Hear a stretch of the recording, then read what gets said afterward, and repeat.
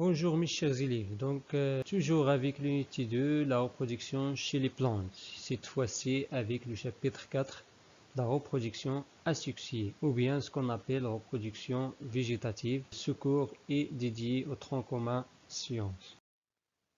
Comme introduction de ce chapitre, certains végétaux disposent d'un autre mode de reproduction qui ne fait intervenir ni gamètes ni fécondation. Donc on parle de reproduction asexuée. بعض النباتات تتميز بنوع من التوالد الذي لا يحتاج لا لجاميت ولا fécondation. دون أمشاج ودون إخصاب. نتحدث عن reproduction asexuée. العكس ديال reproduction asexuée اللي ضروري يعني تدخل الذكر والأنثى وبالتالي ضروري توفر الأمشاج وحدوث la fécondation. Une plante peut se multiplier de manière spontanée. Plante à tige rampante, à bulbe, à rhizome, à stolon ou à tubercule. C'est la multiplication végétative naturelle. النباتات يمكن أن تتكاثر بطريقة سبونتانية تلقائية سواء عن طريق التيج غادي نشوفوا لي تيج رامبونت ولا سكون ابل سواء par les tiges rampantes soit par les bulbes rhizome stolon ou bien tubercule سنرى هذه الطرق بالتفصيل يعني في هذا المحور هذا ce sont des multiplications végétatives naturelles إذا بطريقة تلقائية في الطبيعة. هناك ما يسمى كذلك la multiplication végétative artificielle. Une plante peut se multiplier suite à l'intervention de l'homme. يعني ممكن أن يتدخل الإنسان في الميدان الفلاحي مثلا يعني يقوم بمجموعة من التقنيات التي تشبه التقنيات السابقة يعني فهو أخذ هذه التقنيات من الطبيعة. غادي نشوفوا بعض هذه التقنيات بحال البوتوغاج الماركوتاج ثم الغيفاج غادي نتعرفوا على كل تقنية في هذا الدرس هذا. les questions qui se posent comment s'effectue la multiplication végétative. غادي نعرفوا كيفاش كتوقع هاد la multiplication végétative ثم quelle est l'importance de cette multiplication dans nos domaines agricoles. الأهمية ديالها في الميدان الفلاحي. Commençons par les différentes formes de multiplication végétative اللي هي naturelle. غادي نبداو باللي stolon. Un pied de fraisier produit au printemps et en été de longues tiges fines qui s'appellent rampantes ou bien stolon. les stolons غادي نتعرفوا عليهم في هذه الوثيقة كما كتلاحظوا معايا هنا كذلك هنا ثم في الرسم هنا. عندنا stolon عبارة عن سيقان جارية طويلة أفقية يعني كتمشي بشكل أفقي بالتربة يمكن أن تعطينا نبتة جديدة. à l'extrémité de chaque stolon le bourgeon s'enracine et donne un nouveau pied de fraisier. بطبيعة الحال في l'extrémité في النهاية وفي الطرف النهائي ديال هذا السطولون هذا كاينين دي بورجون. البورجون ولا البرعم الذي ينبت عندما يلتقي بالتربة ثم كيشكل لنا الجذور كما شفنا هنايا ثم انطلاق نبتة جديدة. نفس الشيء هنا انطلاق الجذور من خلال البرعم الموجود في الطرف ديال السطولون ثم انطلاق نبتة جديدة. passons à la multiplication par le rhizome. le rhizome est une tige souterraine horizontale. العكس ديال السطولون اللي هو التيج aérien.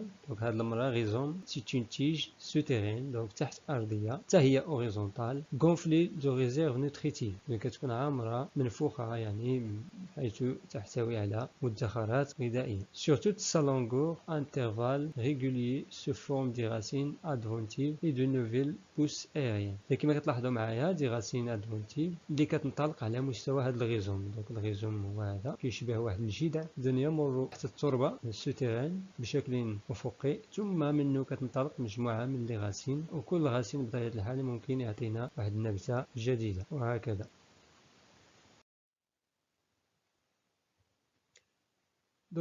troisièmement, la multiplication par le bulbe. le bulbe est un organe de réserve nutritive souterrain. Il est formé par le renflement de la tige ou des fruits à la base de la tige. le bulbe بالعربية كنهضروا على البصلة c'est une tige ou bien amas de feuilles souterrain هي كتكون في باطن الأرض تنوغان souterrain غني بمدخرات غذائية كذلك كينبت في باطن الأرض باش يعطينا نبتة جديدة كما تلاحظون في هذا المثال la germination ديال le bulbe. une bulbule peut se former sur le bulbe principal. le bulbe principal ممكن يعطينا يعني بصيلات صغيرة أو بصلات صغيرة أخرى peut se former formé sur le bulbe principal se détacher et donne naissance à une nouvelle plante. وبالتالي كل وحدة فيهم يعني ممكن تعطينا نبتة مستقلة عن النبتة الأصلية. Donc هنا la multiplication par le bulbe.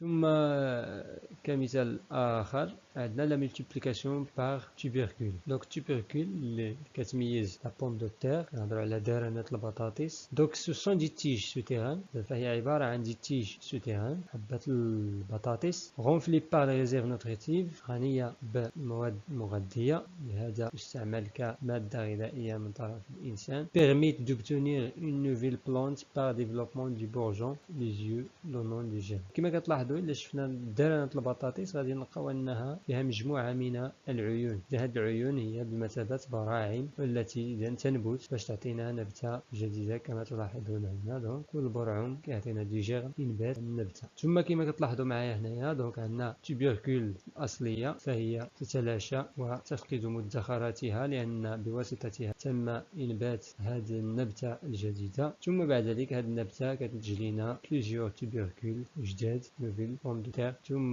بوم دو تير كما قلنا فيدي دو سي ريزيرف، لأن ديك الريزيرف اللي فيها نوتريتيف تتغذى عليه النبتة في البداية حتى تشكل يعني الجذور ديالها لامتصاص الماء والأملاح المعدنية في التربة. دونك هنا تكاثر بواسطة دندرنات البطاطس. Deuxièmement, les structures histologiques et les facteurs chimiques intervenant dans la multiplication végétative. في هذه الفقرة هذه سنتعرف على البنيات النسيجية وكذلك العوامل الكيميائية المتدخلة في هذه la multiplication végétative. Donc la croissance et le développement des plantes ainsi que la différenciation de leurs organes nécessitent l'intervention de certaines structures histologiques comme le méristème, des bourgeons et des racines, ainsi que certaines substances chimiques comme les hormones. لنمو وتطور النباتات وكذلك لا ديفيرونسياسيون دي زورغان ديالها تحتاج الى بنيات نسيجيه غادي نشوفوا كلو ميريستيم اللي نتعرفوا عليه، اللي هي مجموعه من الخلايا الضروريه يعني لبناء اعضاء النبات. هذا لو ميريستيم اللي كيتواجد بطبيعه الحال خاصه في لي بورجون اي لي راسين. ثم كذلك سنحتاج في لا كرواسونس و ديفلوبمون دي بلانت دي سبستانس شيميك اللي كتسمى لي زورمون، اذا هرمونات نباتيه.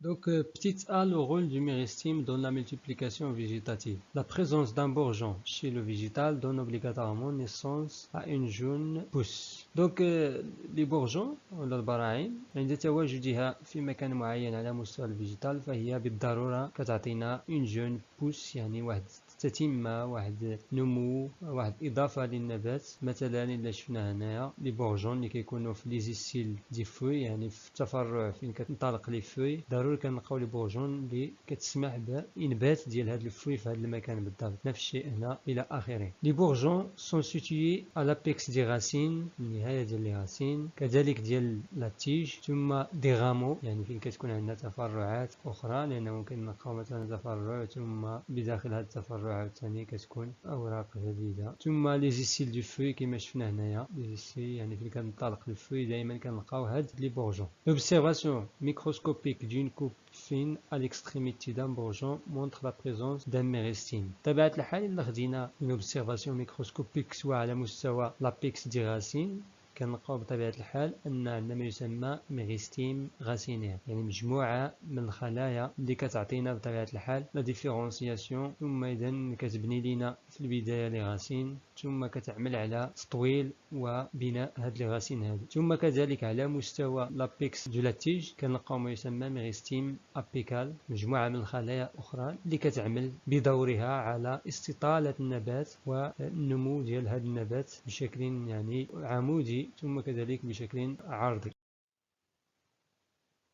دوكا الميريستيم، باش نتعرفوا على الميريستيم كتعريف est un amas de cellules indifférenciées capables de se diviser, la division بطبيعة الحال ديال الميتوز, puis de se différencier en acquérant une structure et une fonction. دوك الميريستيم هي مجموعة من الخلايا، نسيج خلوي انديفيرونسي. دوك هنا كنهضروا على ديفيرونسياسيون، قلنا ان لا ديفيرونسياسيون هي عملية تخصص ديال الخلايا. دوك هاد الخلايا غير متخصصة، مازال ما عندهاش شي دور، تسمى ميريستيم. il est capable de se différencier، عندها القدرة القدرة على التخصص، يعني أخذ دور معين كيف ما بغى يكون، لأن مازال ما عندهاش واحد الدور. سو سون دي سيلول انديفيرونسي كابابل دو سو ديفيزي، يعني تتكاثر بواسطة الميوز، عندها واحد القدرة ديال التكاثر بسرعة، ثم عندها القدرة كما قلنا التخصص باش تاخذ واحد البنية معينة، واحد الدور معين في النبات كما قلنا، كما شفنا بالنسبة للميرستيم ابيكال قلنا كيعمل على استطالة النبات ونمو النبتة، ثم كذلك ميرستيم راسينير الذي يعمل على يعني إنتاج الجذور وكذلك نموها. On distingue habituellement des méristemes primaires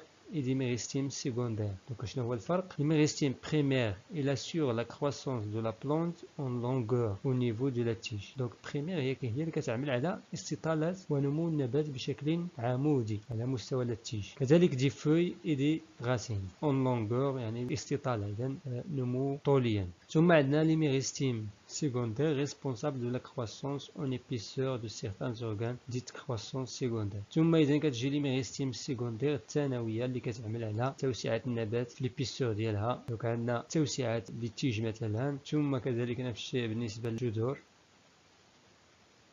Donc chez les végétaux, les méristemes permettent une croissance infinie. Donc عند النباتات فهاد لي ميرستيم تسمح بواحد لا كرواسونس اللي هي انفيني، يعني لا تتوقف، ما عندهاش واحد النهاية، كرواسونس كونتيني انفيني بالنسبة للنبات. دونك هذا هو الدور ديال لي ميرستيم.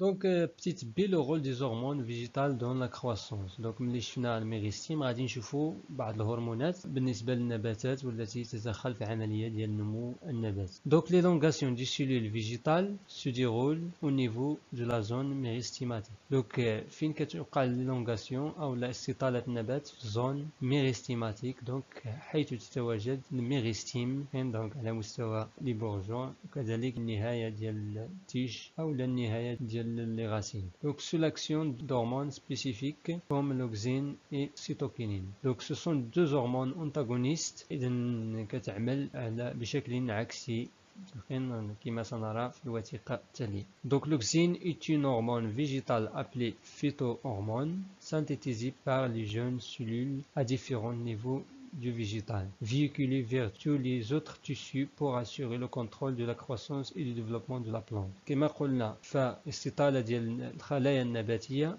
تتم على مستوى حيث تتواجد الميرستيم اللي هضرنا عليه سابقا، وبتدخل هاد لي هرمون سبيسيفيك اللي قلنا اللي هي هرمونات نباتيه خاصه بالنبات. دوك لوكسين هو واحد الهرمون نباتي يطلق عليه كذلك اسم فيتو هرمون، ينتج ويركب على مستوى الخلايا الفتيه او الجديده التركيب à différents niveaux de végétal، على مستوى يعني مختلف مناطق النبات. ينقل بعد ذلك الى مختلف الانسجه النباتيه والذي يعمل يعني الكنترول اللي يراقب ويعمل على الانبات او التطور ديال النبته ونموها. دوك سنرى من خلال هذه الوثيقه تدخل ديال لوكسين وسيتوكينين كهرمونين نباتيين، دونك كما قلنا انتاغونيست متعاكسه كيعملوا بشكل متعاكس. دوك هنا بالنسبه للوكسين عنده الدور ديال الكبح ديال لي بورجون اكسيليير، دونك لي بورجون اكسيليير هما هادو كتسمى كذلك لاتيرال. ثم في المقابل سيتوكينين فهو يحفز النمو ديال هاد لي بورجون باش تعطينا اذا دي راميفيكاسيون ديال لا بلانت. في المقابل لوكسين يحفز تشكل ونمو الجذور، في حين ان السيتوكينين يعني كيدير الكبح. اذا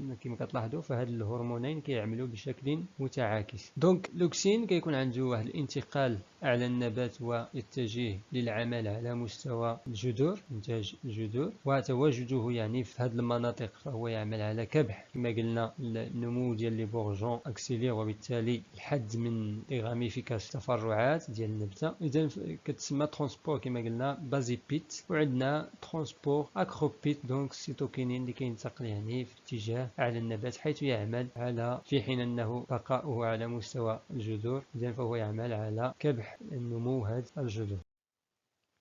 Donc merci mes chers élèves pour votre attention et à très bientôt avec la deuxième partie de ce chapitre.